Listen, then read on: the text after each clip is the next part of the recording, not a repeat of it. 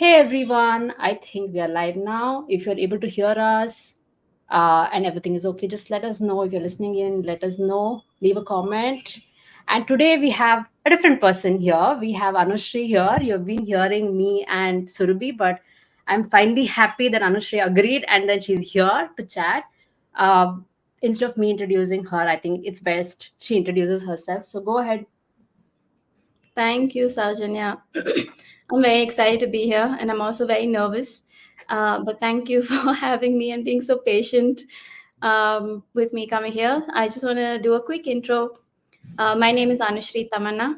I've been working with dogs for a very long time. I joined I think my first job with an animal NGO, I think was when I was 21. So that's like a decade and a half ago. I've been working with all sorts of dogs. I'm a canine behavior consultant from Barks, which is where we've met. And I continue to work with dogs. I continue to focus my energies mostly with rescue dogs. So I work with a few shelters. Um, there are some pet dogs that I do also work with, but I do prioritize working with shelter dogs. That's where I spend most of my time now. And I'm very excited. I think this is a topic very close to my heart. I live with 5 rescued dogs, so this is a topic that I've had to take very seriously over the last couple of years. I think when we first got dogs, it was different, but now I think my perspective has changed a lot. So I'm excited to discuss this with you. So glad to have you with so much of experience on this. So, actually, the reason why this came up obviously was I had posted something where of Sammy's picture of like his change over the last 2 years with his, hip change, and someone commented saying, "You've moved around the furniture, you've added mats and stuff like that." Though that was not the point of the picture. I was like, yeah, I mean, I think we should have a conversation about this. And then someone asked me on that posting, how did you ensure Sammy had a better posture over a period of time? And I felt like it's a good idea to have a conversation on dog friendly versus dog tolerant, because a lot of things that we might see or come across as dog friendly could actually be just places where dogs are allowed or dogs are just there, not truly dog friendly. When I brought this conversation to you and then this topic to you, Anushri, like, what were your first thoughts in terms of, are there a lot of spaces that you've seen which is dog tolerant and not really dog friendly? Yeah, I think that's a really pertinent question, right? Because I think there's this trend of wanting to be dog friendly. And I think a lot of either event spaces, cafes have started to get on this bandwagon, right? And I've been to some of them without my dogs. I've been to some of them, and I think there's a very, very big difference between them allowing or permitting dogs in the premises versus that environment actually being safe or a good enough space for a dog to be in, right? Most of these places, I remember one, there used to be, it's very close to our house and it was pet friendly. So we went quite often. It was a bar, and we're talking about they had tables that are so close to each other, and they had a few tables outside, and apparently that was pet friendly, and those tables were so close to each other, and the space was like a narrow corridor, right? So Right. you're when you say, hey, we're pet friendly, what does that mean? Like, does that mean that, oh, your pet is allowed but there's no accommodation made for them whatsoever, right? Yeah. It's not inclusive in any sense of the word. And most of my experiences with places like this have, with places that are call themselves dog friendly, have been this, and it's always very high stress environments. There's loud music, there's a lot of people, um, and most of it is dogs who are tied either to a table or a chair. There is no freedom of movement, and some of the things that really do bother me, mostly because I also work with rescue dogs and I can understand what this might mean to them, is that there is really no sense of control over who comes to pet them, who they need to socialize with, right? Because you're tied to Yeah. this table, and anyone who comes to a, oh my god, it's so cute, I love dogs, and then they'll go and pet the dog, right? So I don't know if that's like, I don't know if that's a dog friendly space. It Right. doesn't seem conducive. It doesn't seem inclusive. It doesn't seem like a space that a dog would want to be in. Yeah. Yeah. And I think I remember very early on, I think when we just had gotten Zoe, and Sammy was about 5.5 years, and Zoe was like about 6 months puppy. And then we started hearing about this dog park where all dogs would come in and then go and then play. And then we did it once. I remember very early on, we did it once, and I never did it again because I was like, even though this was specifically for dogs, right? Like the space was for dogs, and I'm like, too many dogs, dogs getting into fights, off leash, all of them wired up, too many people running behind their dogs, trying to, control their dogs. It was just terrible experience for all of us put together. And if I remember correctly, there were a couple of dogs who came at Sammy also, and I was like, just not okay with this kind Yeah. of an experience for them. So I felt like a lot of places, and as you rightly said, I think a lot of these places are getting more popular because I think dog parents also need these options where they're looking for options where they can take their dogs along with them. And uh, or like for example, Zoe, she has like separation anxiety, so we can't leave her at home, so take her along and stuff like that. But the spaces that they end up taking their dogs to could be so stressful environments for our dogs because of the immense sensory overload, so much of social interaction, as you rightly said, noise and people, all, and most of them might be new people, right? And new dogs. It's just so difficult, and of course, no choice to walk away from these situations, and no place to create space and distance between two dogs or two individuals for that matter. So I think um yeah, I've started seeing this, and I think this is an important conversation for us to have in terms of what is dog, where dogs are allowed just because people can bring their dogs along with them, versus Yeah. what is it to really be dog friendly and accommodating of our dogs. But I want to also think about our own homes, right? Like how much of our homes are dog friendly, right? And I didn't put thought into this initially, right? Like for many years when I had Sammy, we didn't think of our house not being dog friendly. We just felt like, yeah, I mean, he's here, it's a house, he's accommodated here, he's adjusted to the space. But I didn't realize it was not dog friendly. Did you have a moment like that as well? Yeah, and I think that happened when I rescued my first pug, because up until then we had bigger dogs, and I think when I was living with my parents, we had more restrictions for the dogs. So I never, you know, it never occurred to me when we did, when I did move out and when I had my own house and my dogs, I didn't realize how limiting that can be to be so restrictive within such a small space, right? It's not like, I mean, they're spending their whole lives in this space, the majority of their time here. Um, but it wasn't until I rescued my first pug that I think it became very glaringly obvious to me that this house wasn't really safe. I mean, actually I would call it a safety issue, right? Because Right. our sofas were so high. They're like thrice the height of a pug, right?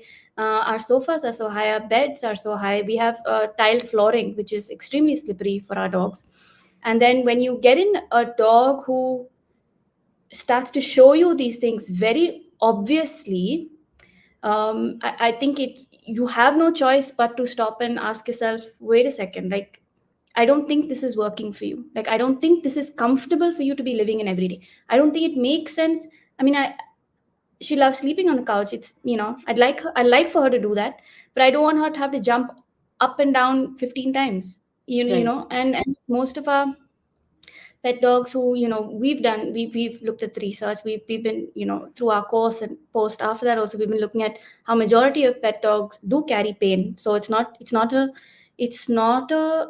information that's new to us, Yeah. but it's really how do we accommodate that. And I don't think we did that a lot in the first couple, when I had my first two dogs. I don't think we accounted for keeping that space dog friendly, dog inclusive, really, even if it's simple things like providing carpeting, providing traction for movement. I mean, and Yeah. it's crazy to me that now when I look back, I'm like, man, there was a lot that I should do, right? And it seems like the normal thing to do now. Yeah. When I now when I have like a this real connection with my dogs on such a deeper level, which I have to be honest, I've not had in the past, right? Because you come to this relationship with a mindset, and then when you open that up and you start looking at this individual being who's living with you, who has every right to take up space just as you do in that house, you really do look at things differently. And I think we've had to make a lot of adjustments within our house, right? Whether that's looking at, hey, what are the flooring options that we have, hey, what is the bed that we use, what are the beds that we're offering them to use, and things like, in our house we have stairs, little stairs wherever possible. In my parents' house, I know now that they're open to this idea of, of how we live, how we can live with dogs. They've put anti-skid tape at the end of their stairs. And you know what my mom tells me? She says, thank God you put this. It's so much easier for me also to walk down. So, I mean, Yeah. you look at it like that. It really needs to be. I don't know why it's surprising to me that I didn't. It was not already normal to me. It was not already normal as a concept to say, hey, okay, there's another living being in this house whose needs also need to be accommodated, Yeah. right? I Yeah. feel like that was a learning curve, and we've had to make a lot of changes in our house, and I'm glad for it, because I think when you have, yeah, I think I'm going to ramble on this, but I hope I've answered that to some extent. Yeah. I mean, please go on. Whatever you wanted to add, please go on. I was only going to say that, when we work with rescue dogs, sometimes you need to really be observant, because a lot of dogs who come to us have, and especially when they just adopted or you're fostering them, they don't know that it's a safe space to start expressing. Yeah. So being really observant about what it is that will make their life easier within this house, right? For example, if in our house there was a situation where one of the fosters was really scared. It took us time to figure out that she was scared about one piece of furniture, and all we had to do was just move it a couple of inches back. But it, Right. it eased so much in her mind, right? Because there's stress associated with that, which we may think of as likely, but for this dog it actually means something. There's a real sense of fear about something. So there were small things, but I think unless you pause and really look at your dogs and start observing your dog, I don't think that is, for many pet parents, may not be glaringly obvious, but I think it needs more observation from our end. Yeah. I think it's also, I mean, we don't, like you rightly said, right? Why was this not so obvious for us, right? When we brought home the dog. And I think it's a lot to do with just how normally we just say that, okay, this is the house and this is how it is comfortable for me and everybody else. So it's probably going to be comfortable for everybody, anyone who comes in. And I think it's a little bit to do with, I mean, I don't know if I want to go there, but a lot of us are also very ableist, right? Like in our human world, and we feel like, how everybody deals with it is how it is normal, and we don't always make accommodations for people with other needs, or so I think that probably also comes and seeps into our understanding of other species, the needs of other species. Otherwise, I think a lot of us, even in a lot of other situations, I think we tend to assume that dogs have similar needs as we do, and don't have very species specific needs, so I think it comes from that also. I think because we normally look at everything as, okay, if it's fitting me, I think it's okay for everybody else around as well. I think it's a good idea to be inclusive, obviously. And I feel with Sammy and with Zoe, I think we didn't think of it for such a long time in terms of how it can be, till we met Sindhu, that this is what it means to be dog friendly. And it needed us, for someone to show us that, this is not good for your dogs in terms of slippery floors. Why are they not good? Because they don't give our dogs enough traction, and then there's a lot of muscle wear and tear, which then leads to chronic musculoskeletal discomfort, and then pain, lifelong pain and stuff like that. So I think someone to actually help us look at it, and then be like, okay, this is not good for your dogs because it's slippery and it's hurting them, or even furniture up and down, right? I mean, I realized it with Zoe because she was also a small dog, like your pugs as well. But with Sammy, I didn't think about it. But then at the end of it they are landing this way with all the shock on their shoulders, which was not something that we thought of, right?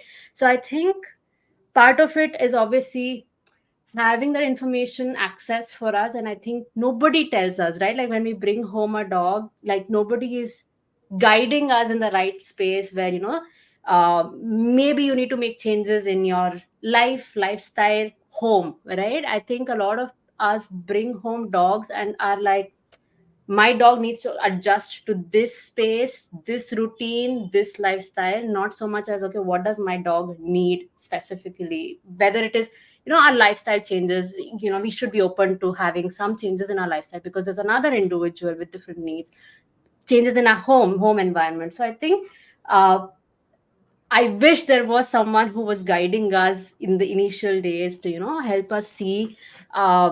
And of course, it almost seems like common sense now, right? Like, when you think about it, when I moved homes after that, like after I've heard, had this Yeah. information, it's always like, okay, fine. How am I making this most conducive for my dogs, right? And I think it almost becomes second nature now. But I wish there was someone who was, helping us, think about it in this term, right? um what are the changes you made for your dogs in So terms it's of your own crazy. home environment? Yeah. And ours is, I think, from the smallest of things to the biggest of, like, there's such a range. Like, we recently moved our homes, and one of the things that we settled on an apartment in, but one of the things that really for us did it right was, the entire apartment, they have ramps everywhere. Now, this is put in for a completely different reason, right? And but the point is that and I love adopting senior dogs, right? So for me, that was a huge consideration. Like, that was a huge benefit of living in an apartment like this, right? Yeah, Because my dogs don't have to climb stairs anymore. I yeah, don't think today, now, just the other day on Instagram, I saw a video of how uh, damaging stairs can be even for us when we don't walk up and down right, and it really does put a lot of things in perspective. So in our house, we have, of course, we've carpeted key areas, especially where the dogs have moved the most, or if there's, they've from our bedroom and then there's a little bit of turning. So in those areas, especially, we've added in carpets, and we've added island carpets, so it's not like a complete can be removed and cleaned. It just made more sense for us. Then our beds, we had to change our beds because we love our dog sleeping with us on the bed, and so our beds are, we had to get beds that were much lower, that were accessible to all of them. We have our outside area, which was otherwise tiled, we've changed that to concrete. I feel like a lot of times we see, the outside is important to my dogs. They love spending time there. And when we moved in, I was like, it's not going to work because if it rains, I don't want them to be slipping. If something, I don't want it to be causing them injury and pain. And with a lot of our dogs, and I know we've talked about it, but with a lot of our dogs, that they don't always show obvious signs of pain.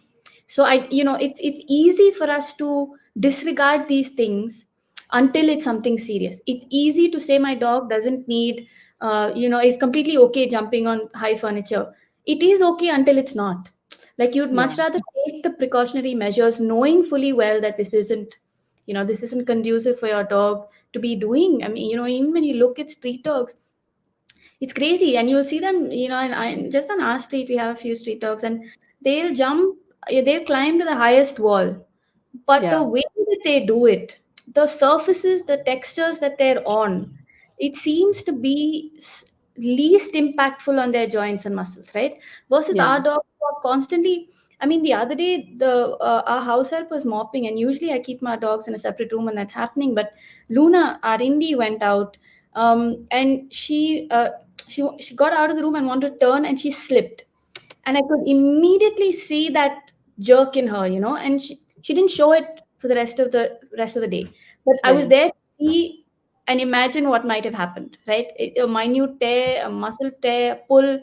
If it's happened to us, yeah, yeah, I don't see why it wouldn't happen to them. So we've made a lot of changes, and the key ones were also um, raising the height of the ball and their bowls, and adding a anti-skid mat under where they're standing. If right, you at many, we have a few clients also, right, who send us videos about this. A lot of times you'll see their hind legs start to splay, because they Yeah. stand there so long. Like I have some videos of my pugs doing this, right? Because there's no traction. So I Yeah. think one of the things that we've kind of made those main changes. We're actually in the process of changing our sofa. So you can imagine the thought process going on there, right? What Yeah. that's the least, the height that we can manage, what's going to be comfortable for them. I don't want them to hit something on the side, because I mean you have to Yeah. be in that. There was one sofa, and it's a very seemingly simple situation, right? But there was one sofa we're looking which has that little wooden side thing Yeah. Yeah. uh, on the edge of the sofa, and it looked great. So Arun and I were thinking, oh, maybe it's a good idea. And then I'm thinking, what if my pugs don't realize that that's the extension of the sofa? What if they jump onto it? Right? Right. What if my dog doesn't realize? What if they sleep? So there's so many considerations, and it's crazy to me. Like you pointed out, this seems normal to me now, right? Yeah. But I have people have told me things like, oh, don't you think that's a bit excessive? And I've, the only thing that comes to my mind is, see, when my parents visit us, I change certain things. I change certain things to accommodate them. I Yeah. don't know why it would be any different for an animal, a living being who's living in the house with me. Like, I Yeah. don't know how that should be any different, right? In fact, more priority needs to be given to someone who's living with me long term. Yeah. Yeah. And yeah, so we've made changes in terms of furniture, flooring, access, easy access, or if there's certain rooms that the dogs can't have access to, really just blocking out those rooms, right? Not causing them any more stress by yelling and shouting and saying, you can't go here, can't go there, because really, if Yeah. he's there. So things like that, we've made quite a few changes. Yeah. I mean, I think after knowing this also, it was very difficult for me to make changes initially, because I was like living with my parents, and we just, like, just then, we had done this entire house, and bought all this new furniture. So it was like, okay, like, but then we started doing it in phases, right? In terms of even the carpeting, I realized that, okay, I can't do it overnight everywhere. But then I started up with, because my both my dogs used to stay with me in my room, so at least there were, like, mats where we would spend most of the time. And um luckily our couch was already a little lower in terms of the heights. That was not a problem, but bed was such a big problem. So I would always keep looking at Zoe whenever she would want to, like, jump up, so that I can help her. But like jumping down, I didn't have an option at that time. But I think over time I discarded my bed, and I only sleep on the mattress, which is a good, like, 6-8 inches in height. And now it's such a, like, low lying space for her to get on, get off. In fact, I remember there were situations where she'd stop climbing on furniture in certain, there were phases, and I would really wonder what's happening, because she's someone who really likes to be next to someone, and lie down next to someone, Yeah. have the tactile, input when she's, tactile stimulation when she's lying down or just resting or whatever it is. And she was not choosing to come on the bed, and it was like very obvious that there was something about jumping on and off the bed at that time that was not working out for her in terms of her, Yeah. body ability at that point. And 2 days later she started limping, and it was so obvious that she was just not able to do that up and down on the furniture. So I think those signs are also such small, ways that they tell us in terms of, not choosing to do certain things, not choosing to get on certain surfaces, not choosing to move around in, at certain points. Especially, I think a lot of dogs tend to have, um yeah, I think they have preferences over surfaces. I remember there was this one friend whose dog would just not walk on, like, flooring, and then only walk on where there were, like, mats, and then till the mat was not on, wouldn't, the dog wouldn't walk. So I think it's very interesting when we start observing these things, and it is so important that we make these accommodations for our dogs.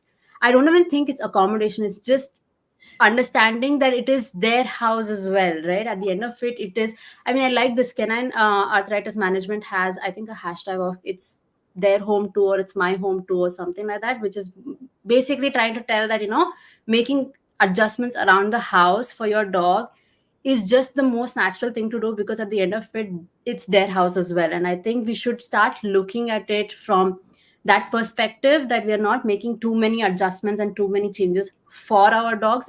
At the end of it, what they need, and they are part of that house, and I think it's rightfully, theirs to, kind of ask for these changes.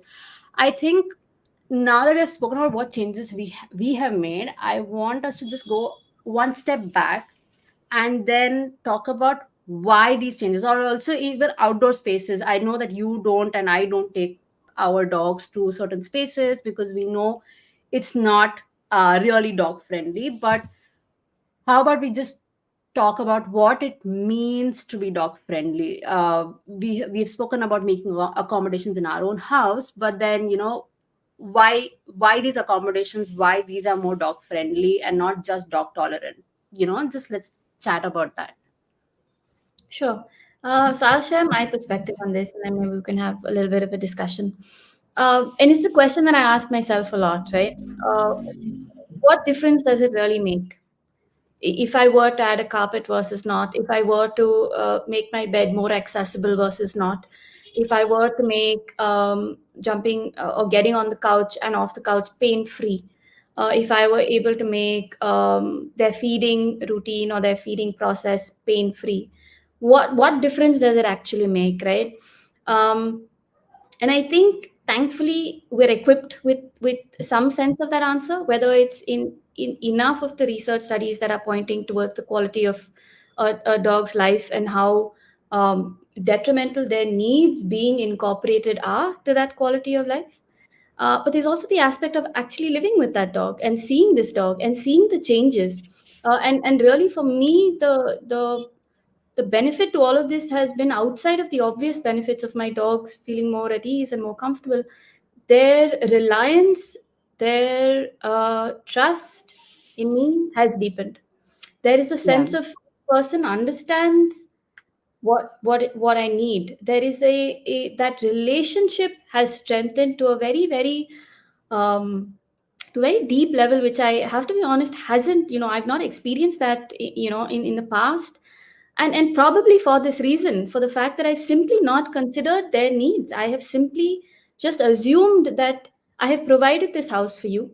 You are safe in this house. I assume that you think you're safe. I assume that you have everything that you need.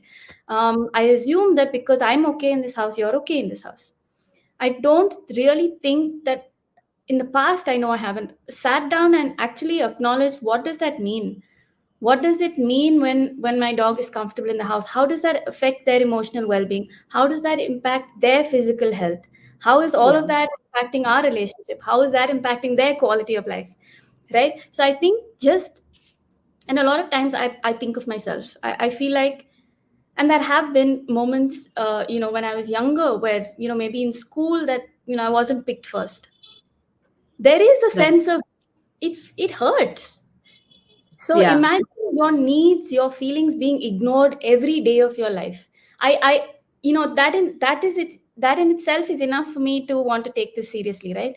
But there are obvious benefits that extend beyond what works, that extends beyond me, Right. right? That's really what's the benefit for the dog.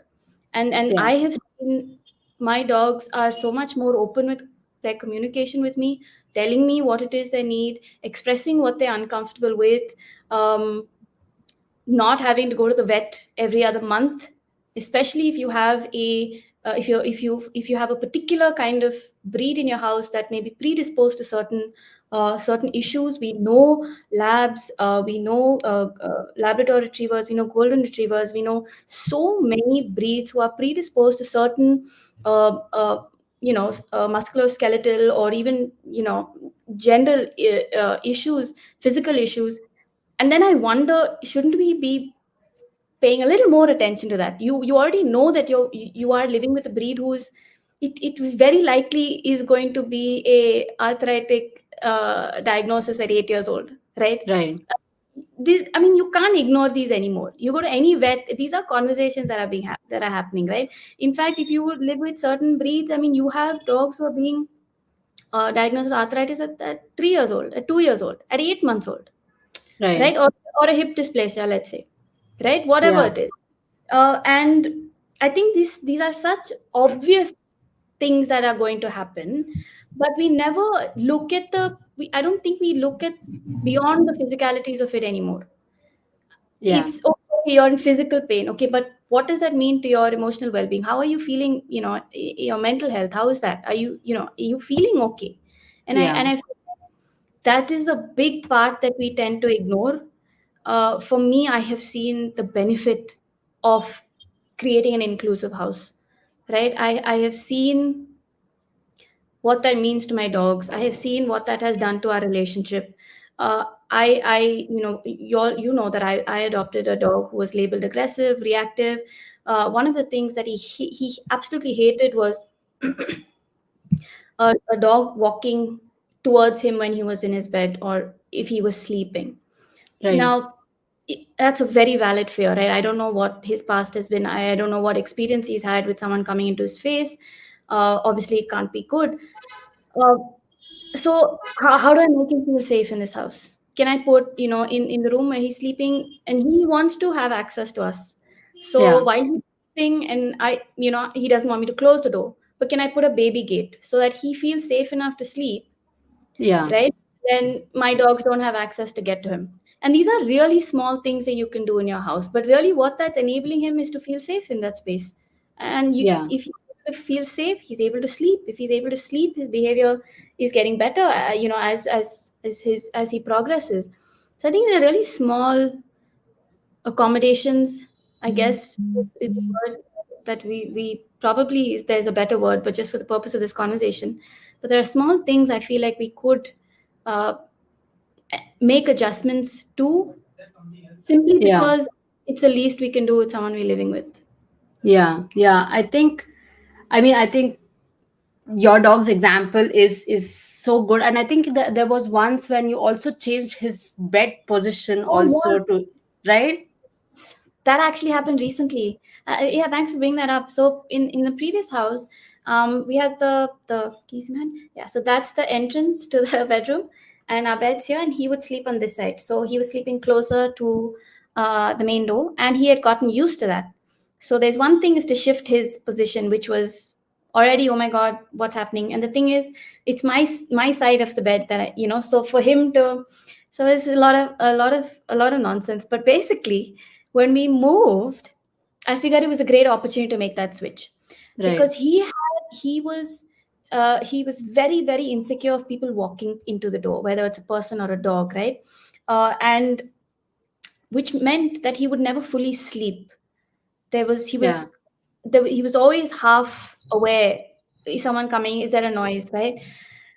And the simplest change of moving from this side to the opposite side, where creating distance between where he was sleeping and the front door, and I can't tell you, there's a sense of ease I can see in him, right? Right. Because it's like, oh, okay, I'm not directly at the door, and the other angle is that he can actually see the door a bit. It's not at the turn, so there's no Right. surprise element. And it was such a small change for us to have actually made. I mean, you're moving one bed from one side of the room to the other side of the room. You don't Otherwise, you would not think that this would make any difference. But when you look at the dog that you're dealing with, when you are able to observe what that means for that dog, I knew that it might be beneficial to him. I didn't know to what extent. I didn't understand until I started seeing it, what Yeah. that meant for him in terms of feeling safe and secure. Yeah. I think that was such a good example, right? Like, it's just such a small change, and we wouldn't even think of bed positioning, right? Like when we have dogs, we just randomly place beds, Yeah. in wherever available. But the impact, the change, that you've seen just by changing the position, I think that is so, I think that's a great example as well.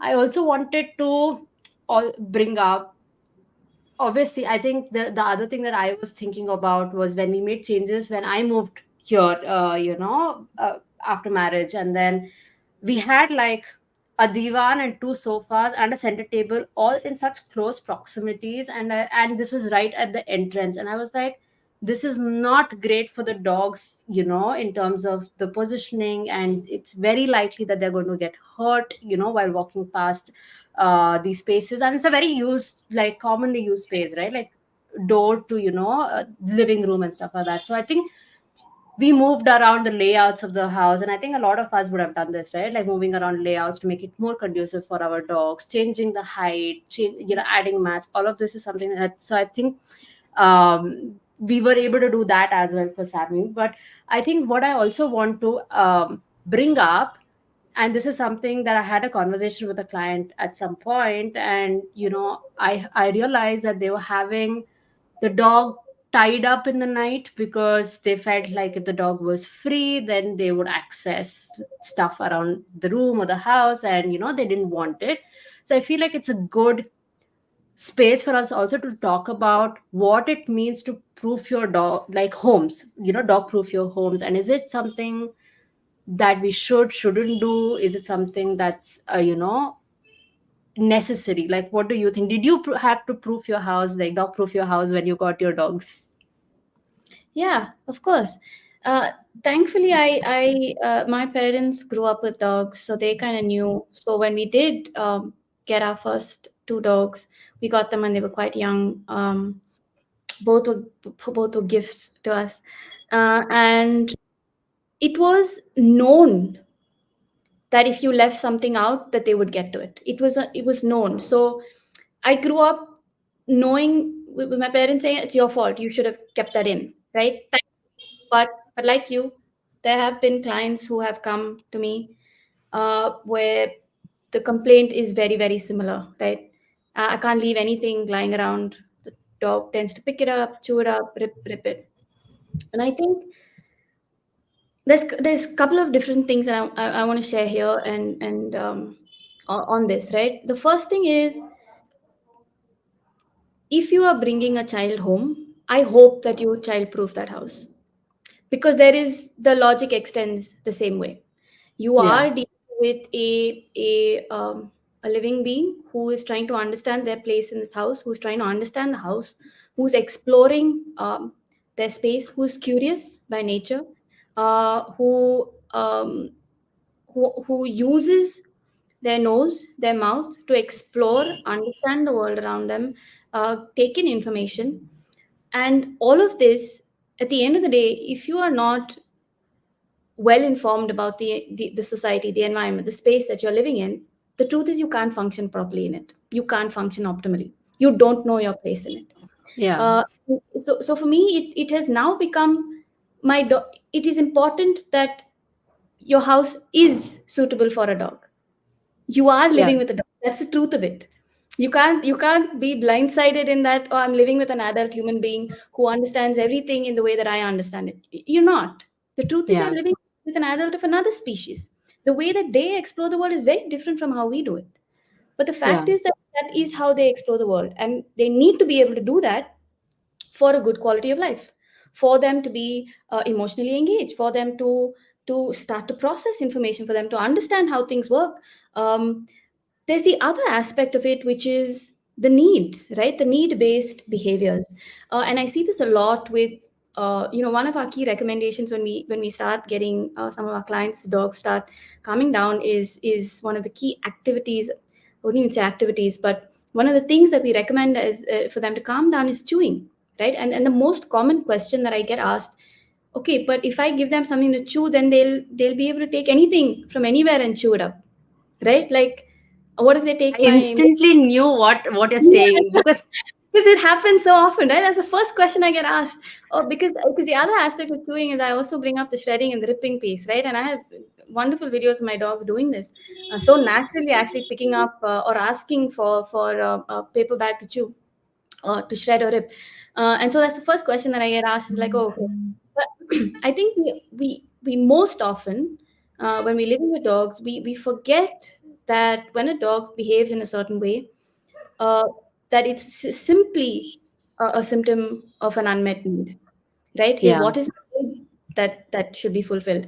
And the truth is, if we are able to provide for the need, for provide to meet that need, these behaviors that we classify as, oh, you're just going to pick up everything in the house, that doesn't really exist anymore, because you've satisfied the need for chewing, for example, by Yeah. giving something appropriate, right? So a couple of different aspects when you talk about dog proofing a house. Is one aspect of it is, hey, okay, yeah, understand that this is a puppy, especially puppies. I mean, it breaks my heart when puppies are put in like these little playpens, and they're restricted to, like, like a 3 feet space. And when you look at puppies in the street, and you look at how they're being taught to explore the environment in such a safe way. They're being guided that, hey, yes, you have to understand your environment, but there's safety in that, right? You Safety. can do that.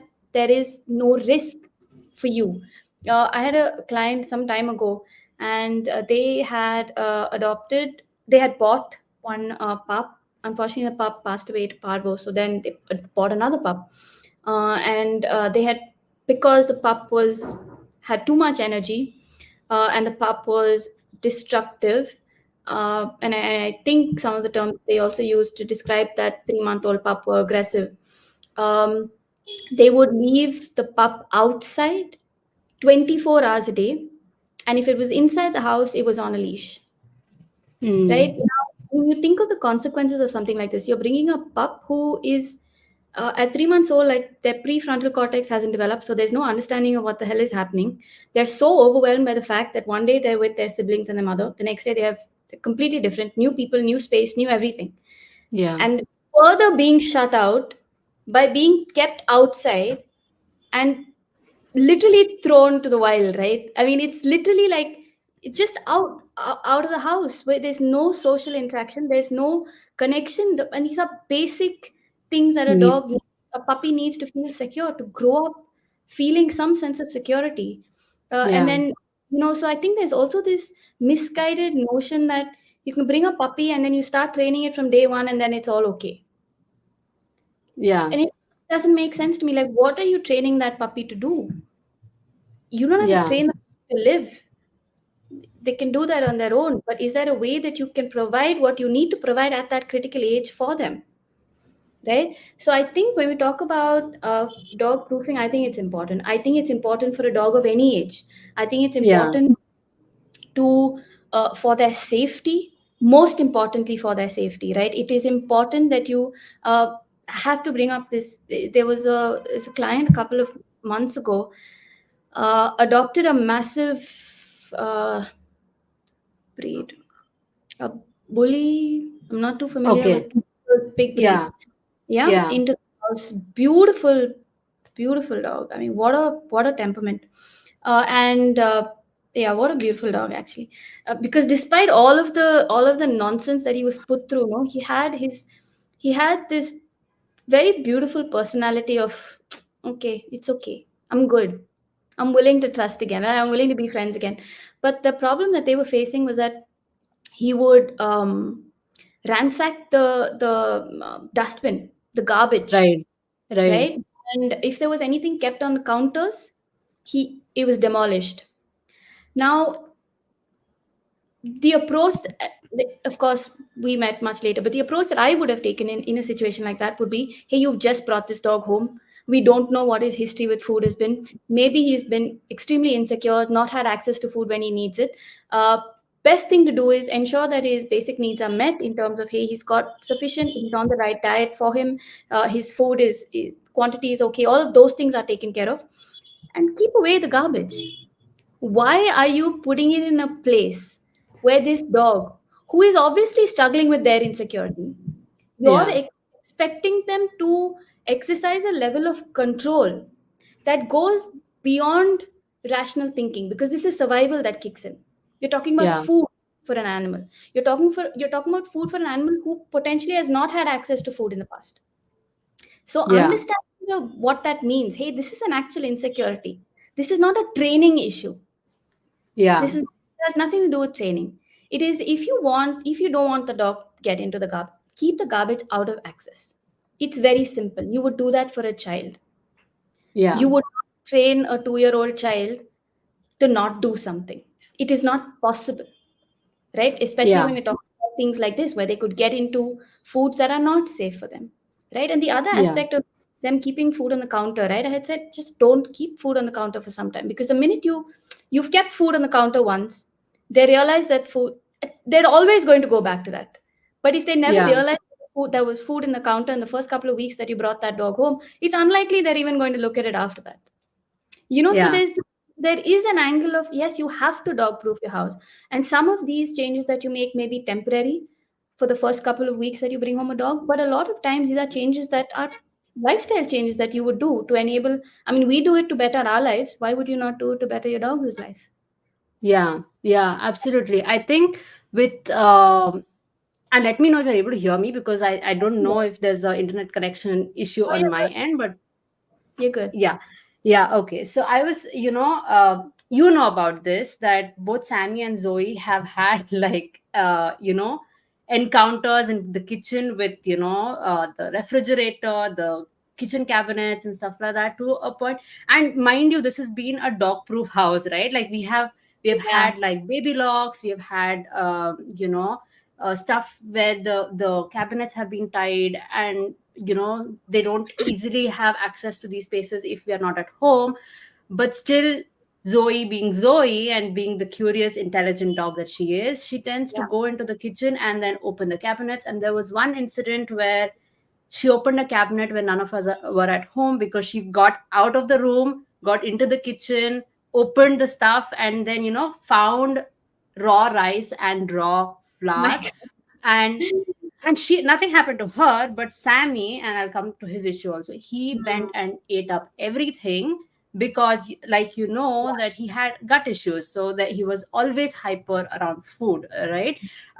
So he had to have an emergency surgery after that because of this entire incident. And I think even in a dog proof house where the dogs have, you know safe spaces, they have security around, what is given to them, they have abundance of whatever they need, so that there is no restriction. uh, Mostly we try and then keep the environment in such a way that they're mostly regulated, or have spaces to cope when they're dysregulated. Even in such spaces, these kind of accidents can happen, right? And I think, as much as possible, of course, when that happened, I could tell myself that we did all that we could, and still they got through it. Where did we go wrong, so that we can further proof the house in such a way that we don't encounter such a situation again? I think we were able to be in that space because we were doing our best by then, right? In terms of dog proofing, we had done, and we obviously escalated the proofing further, because it was not about training issue here, right? Zoe is a curious dog by nature, and she's intelligent as well. In fact, we keep telling ourselves, what would happen if Zoe was also a big dog, right? Like, then I think she would have conquered the house fully, right? I mean, I don't think we would have managed anything around the house. So she's a curious dog, she's an intelligent dog. So uh, it's always a fight about who is more intelligent at certain situations, right? Like, does she outsmart us, or Outplay. we outsmart her? Right? So it's like, it's that kind of a competition. But at least we knew that we are doing our best in terms of dog proofing, and it's not a question of training her, or training them to not do this. It was her curious nature, and it was Sammy's health Yeah. issue, both put together, that led to that kind of a situation. And I think, it's so important for us to think about that. And it's not about a training issue. And of course, dog proofing, again, I have learned this lesson after going through it a few times. My parents, my husband, all of us have learned the lesson about dog proofing after having certain situations. Like, I've lost headphones with Zoe, and again, it was not so much about, initially it was about not meeting her need, because we didn't know that chewing, ripping, so to say, destructive behaviors were coming from an unmet need. And for her, clearly being left alone, not having people around, was so stressful and uncomfortable, that she was using the coping mechanism available to her. But over time, we started realizing it's also, she takes things in her mouth, and she loves, ripping. Like, even before this call, she was opening the Amazon box for me, and I was like, yeah, I mean, less effort for me, please go ahead and then do that, right? So I think, that's her nature, you know. That's who she is.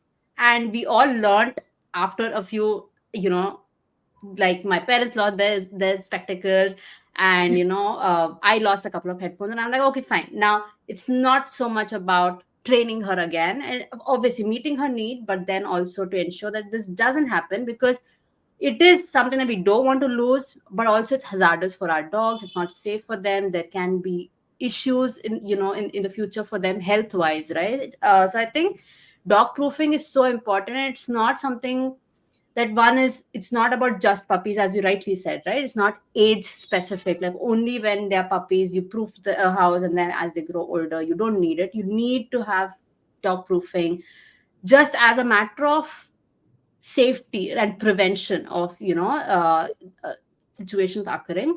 But also we don't know when our dogs might be dysregulated, and then use the things around them to cope with situation, and that might just lead to frustration for us and the dogs, right? In terms of when they access things that they shouldn't have access. So I think it's important to remember that at the end of the day we are sharing space with an emotional sentient being who can access these spaces.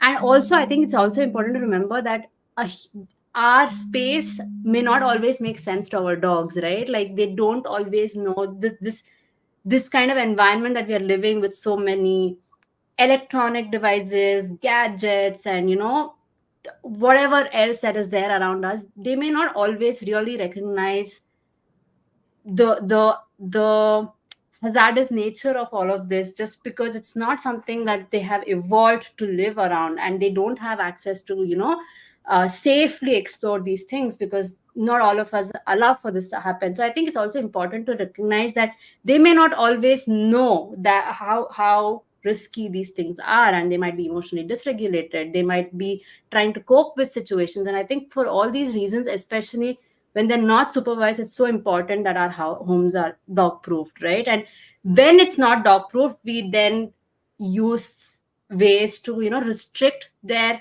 movement, and that takes away their already restricted freedom, right? Like we kind of control so much about their life that we end up also controlling their movement, where they can access, not access, how much they can move, where all they can move. I think it becomes such a restrictive space to live in, and I'm sure none of us would like that, right? Like when we are living in our own homes, not having access to move around spaces, you know our movement being restricted, and someone telling us where we can go, where we cannot go. I think it becomes so restrictive that again it doesn't translate to a great relationship between us and our dogs.